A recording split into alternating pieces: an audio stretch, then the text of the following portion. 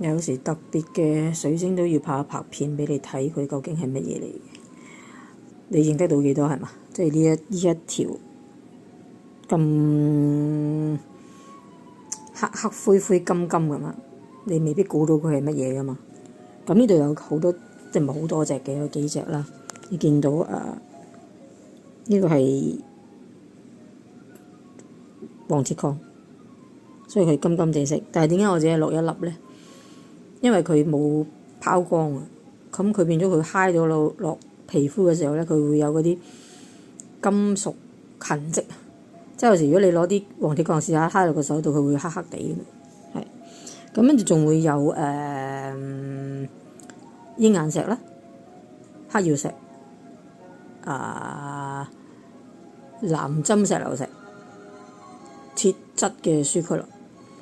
咁因為而家咁樣睇咧，都係黑黑灰灰咁，變咗灰灰呢個咧就係鷹眼石咯。